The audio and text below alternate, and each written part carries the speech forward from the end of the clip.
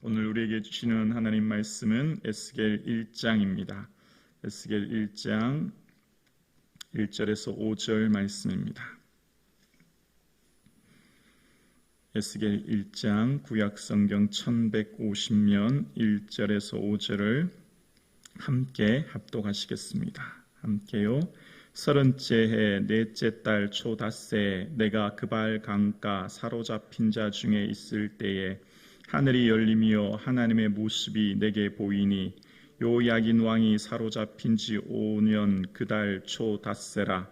갈대아 땅 그발 강가에서 여호와의 말씀이 부시의 아들 제사장 나 에스겔에게 특별히 임하고 여호와의 권능이 내 위에 있으니라. 내가 보니 북쪽에서부터 북풍과 큰 구름이 오는데 그 속에서 불이 번쩍번쩍하여 빛이 그 사방에 비치며 그 불 가운데 단새 같은 것이 나타나 보이고 그 속에서 내 생물의 형상이 나타나는데 그들의 모양이 이러하니 그들에게 사람의 형상이 있더라. 아멘.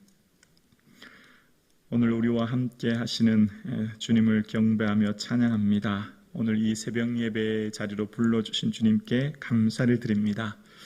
오늘 우리 사랑하는 성도님들 예수님과 함께 동행하는 삶 되실 수 있기를 제 이름으로 축복합니다. 아멘.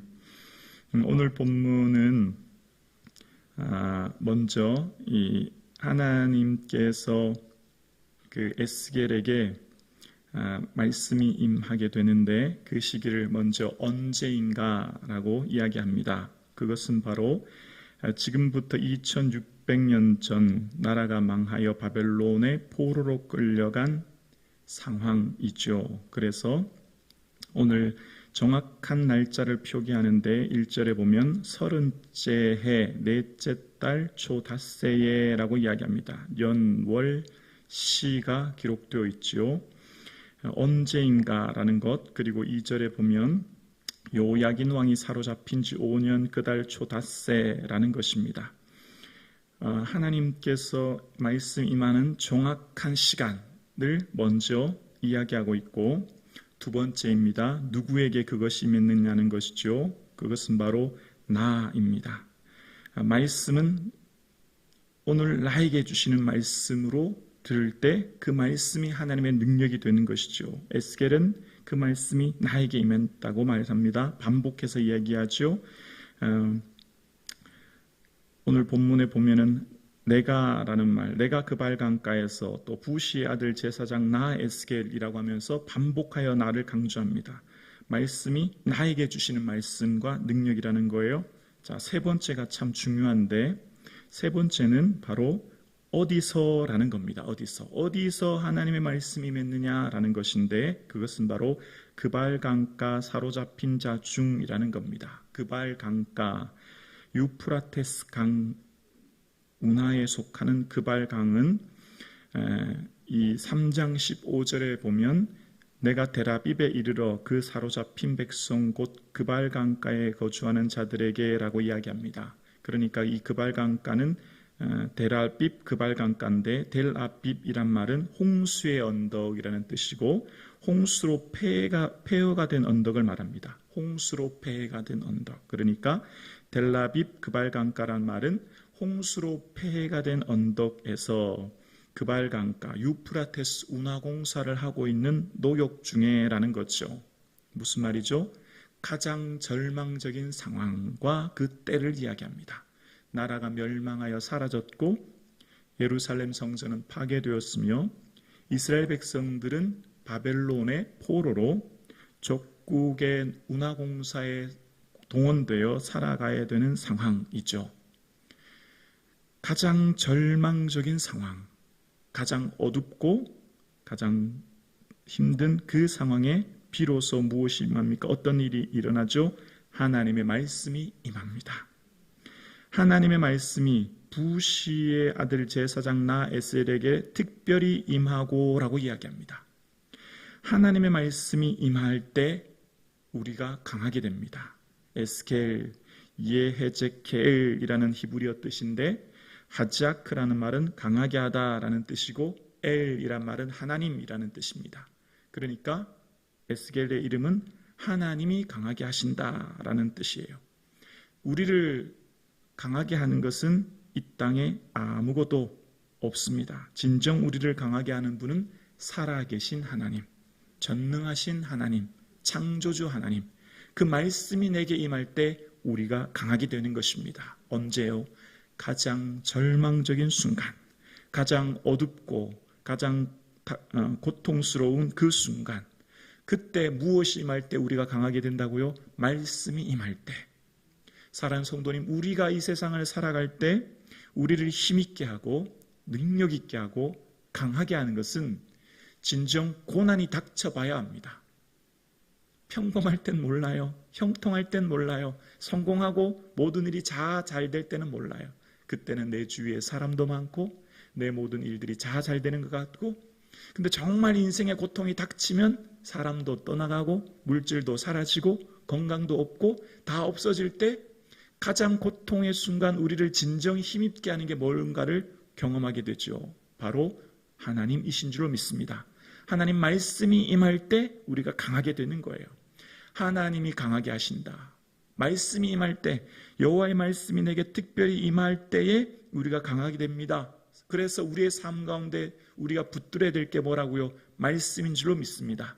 이 세상을 살아갈 때 델아비 그발 강가에서 홍수로 폐해가 되어 운하공사에 동원되어 살아가는 포로자의 신분으로 가장 절망적인 미래가 보이지 않고 답답한 그들에게 바로 하나님의 말씀이 임한 것이죠. 하나님의 말씀이 임할 때 진정한 삶의 능력을 경험하게 되죠. 그래서 에스겔서의 목적은 왜 우리가 이 고난을 당하는지에 대한 멸망한 국가의 이유와 앞으로 유다가 어떻게 될지에 대해서 말씀하시는데, 하나님께서는 하나님의 사랑하는 백성들이 절망과 고통 상황에 비록 처해져 있게는 하시지만 에스겔을 통하여서 가장 절망적인 순간 말씀이 임하여 바로 마지막 48절에는 여호와 샴마로, 여호와께서 거기 계신다는 말씀으로 말씀을 마칩니다. 그러니까 하나님께서는 그들의 삶에 가장 고통스럽고 절망적인 그 순간에도 여호와 샴마, 하나님 그곳에 함께 하시고 동행하시고 붙들고 계신다. 그리고 너희들을 회복할 것이다 라고 에스겔을 통하여 말씀하시죠. 이스라엘 백성들의 절망과 고통의 순간, 미래가 보이지 않은 그 순간 하나님 말씀이 임하자 눈이 열리게 되는 것이죠. 하나님의 말씀이 임하자 하나님 회복하실 미래가 보여지게 되고 하나님께서 행하실 일들을 보게 되는 거예요. 그래서 예언서를 통하여서 우리가 볼 때 기억해야 될 것이 하나가 있습니다.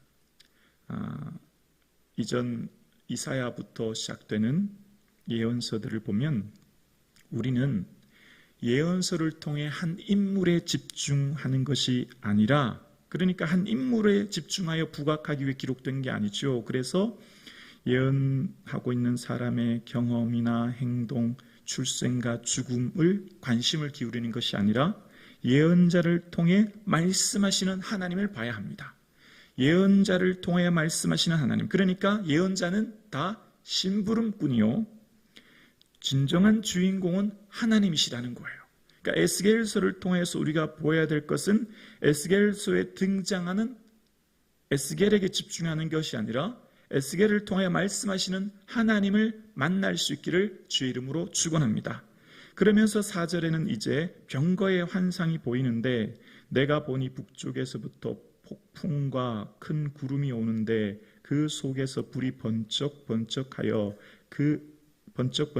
빛이 그 사방에 비치며 그 불 가운데 단새 같은 것이 나타나 보이고, 5절이요, 그 속에서 내 생물의 형상이 나타나는데 그들의 모양이 이러하니 그들에게 사람의 형상이 있더라. 자, 지금 4절부터 등장하는 이제 환상에 대한 내용을 이야기할 때 무엇과 같은 모양, 무엇과 같은 것이라는 표현을 해요. 그러면서 매우 섬세하고 자세하게 설명합니다. 무엇과 같은 모양이라는 것은 뭘 말하고 있죠? 우리의 언어로 다 표현하기 어렵다는 거예요. 다시 말하면 하나님은 우리가 다 이해할 수도 없고 우리가 다 깨달을 수도 없을 뿐만 아니라 우리의 언어로 다 표현하지 못하는 전능하신 하나님이라는 거예요. 하나님은 우리의 제한된 지식과 제한된 경험으로 다 표현하기 어려운 분이기 때문에 무엇과 같은 모양, 무엇과 같은이라는 표현을 쓸 뿐이에요. 이 세상에서 하나님을 표현할 수 있는 단어는 없어요. 이 세상에서 하나님을 경험할 수 있는 그 지식의 내용은 우리의 제한된 언어로 불가능해요. 그래서 무엇과 같은이라는 단어밖에는 쓸 수가 없는 것이죠. 에스겔에게 하나님 말씀이 맺고 하나님의 능력의 영광을 하늘이 열리면서 하나님 모습을 보았지만 가히 하나님을 표현할 수 있는 것은 이 땅에 없기에 무엇과 같은 모양이라는 표현만 할 뿐인 거지요. 어거스틴은 우리가 하나님을 가장 잘 말하여도 그 사람은 우리가 하나님을 가장 잘 말하여도 그 사람은 벙어리에 불과하다, 그런 말을 합니다. 우리가 이 세상에서 하나님을 아무리 잘 말해도 사실은 하나님의 1000분의 1, 10,000분의 1도 표현 못하는 것이죠. 하나님께서 이 세상을 창조하신 그 능력의 하나님을 우리가 다 경험하는 것이라고는 불가능한 것이죠. 오늘 본문 4절에 보면 폭풍, 큰 구름, 불이라는 모형이 나옵니다. 이제 에스겔에게 임하였던 하나님, 바로 우리에게 영으로 임하시는 그 성령님의 능력을 경험하게 되는데, 마치 오순절날 성령의 강한 하늘로부터 강하고 급한 바람같이 불이 혀같이 갈라진 것처럼 오늘 에스겔에게도 등장하시는 성령님께서는 폭풍과 불로서 임하게 되어지고, 그가 임한 그 성령의 임재로 말미암아 이제 그가 환상을 봄으로 이스라엘 백성들에 대한 미래를 예언하게 되어집니다. 인생의 삶의 변화, 그러니까 우리가 진정한 삶의 내면의 변화를 일으키게 하시는 분은 성령님인 것이죠. 그래서 에스겔을 통하여서 에스겔 36장에도 보면 새 영을 너희 속에 두고 내 마음을 너희에게 주어 너희 육신의 굳은 마음을 제하고 부드러운 마음을 줄 것이다. 삶의 온전한 변화의 시작, 성령님이 임하시면 우리의 내면이 변화되어지고 새 마음을 얻게 되어진다는 거예요. 그리고 죽은 영혼이 살아나는 것입니다. 성령님이 임하시고 성령님의 말씀이 선포되어지고 성령님의 말씀이 드러나는 곳에 마치 에스겔 골짜기의 마른 뼈들 같이 너는 생기에 대하여 예언하라 말씀하셨고, 그 생기에 대하여 그 마른 뼈들에 대하여 예언할 때 생기야 사방에서 와서 이 죽음 당한 자들에게 불어서 살아나게 하라. 이 죽음 당한 자들, 에스겔 골짜기의 마른 뼈들이 말씀을 들을 때 큰 군대가 되듯이 우리의 영혼이 살아나는 것은 살아계신 하나님의 말씀인 줄로 믿습니다. 말씀이 선포되어지는 그곳에 생명이 잉태해지게 되고, 말씀이 선포되어지는 그곳에 성령의 권능이 충만함으로 지치고 곤고한 영혼들이 살아나며 절망과 고통 가운데 있는 이들이 소망을 얻게 되어지며, 우리의 인생의 가장 어둡고 미래를 볼 수 없는 상황 가운데 우리가 삶이 새 힘을 얻게 되어지는 강한 힘과 능력을 얻게 되는 줄로 믿습니다. 그러므로 우리의 인생의 삶에 우리가 무엇을 붙들며 살아야 될지 하나님 말씀하고 계십니다. 너희들의 인생이 힘들지, 너희들의 인생이 어려워 미래를 볼 수 없는 한치의 어둠, 한치의 앞을 볼 수 없는 상황 가운데 있지. 그런데 염려하지 마라. 말씀을 붙들어라. 말씀을 붙들 때 성령님이 임재하게 되어지고 너희들의 삶의 내면이 변화되어지며 너희들의 눈이 열려 하나님이 회복하시는 능력을 보게 될 거야 라고 오늘 말씀은 우리에게 말씀하십니다.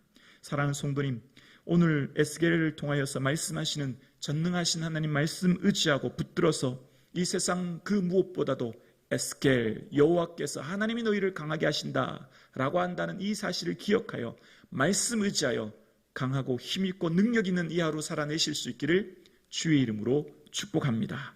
기도드리겠습니다.